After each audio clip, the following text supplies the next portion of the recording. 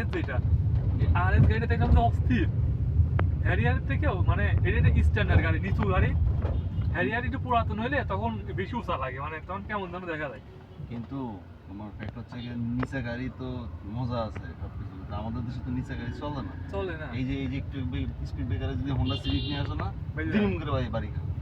আর বাড়ি খেলে তো এটা গাড়িতে লাগবো না, লাগবো মনে মানুষ যে খুবই 70-80 লাখ টাকা দিয়ে আর এইটাই যখন গাড়িতে বডিতে লাগে, মানে বডিতে না বাম পারে লাগে, তখন কেমন লাগে না? আমি করে উঠি।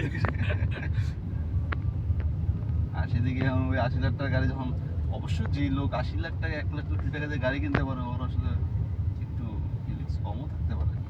আমার কি মনে হয় যে একটা জিনিস 2 টাকার জিনিস হয়, ওইটা ফ্যাক্ট না, ওই জিনিসটা আমার কাছে কতটুকু গুরুত্ব এটা হচ্ছে বিষয়।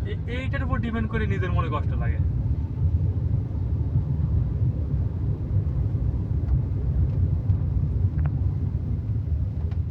আমার কাছে একটা প্রোবক্স ছিল, প্রথম যখন চালাইতাম ওই প্রোবক্সটা দিয়ে আমি হ্যারিয়ারের সঙ্গে টান দিয়ে ধরছি এলিভেটেড এক্সপ্রেসে উঠে।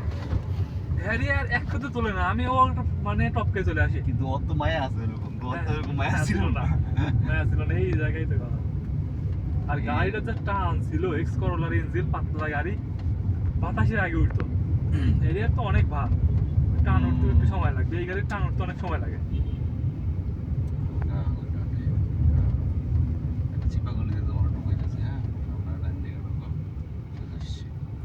ডানে না বামে? ডানে ডানে।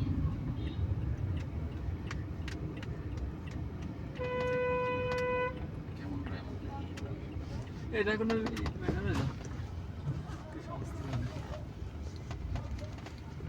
কয়েকদিন আগে নিজের মধ্যে থেকে আরে ভাই, এই জায়গায় ঝামেলা নাই, এই জায়গায় আমি তো গাড়ি আনা বন্ধ করেছি, সামনে একটা জায়গা আছে, এমন মেজাজ খারাপ হয় রে ভাই রে ভাই। হ্যাঁ, গাড়ি আমি এনে মধ্যে একবার ইয়েতে ঢুকাই দিয়েছিলাম, বিয়ে খেতে এসে, ঠিক আছে, বালুর মধ্যে এনে বালু ফালা রাখছে, হাই রে রে, গাড়ির চাক্কা আর ওঠে না।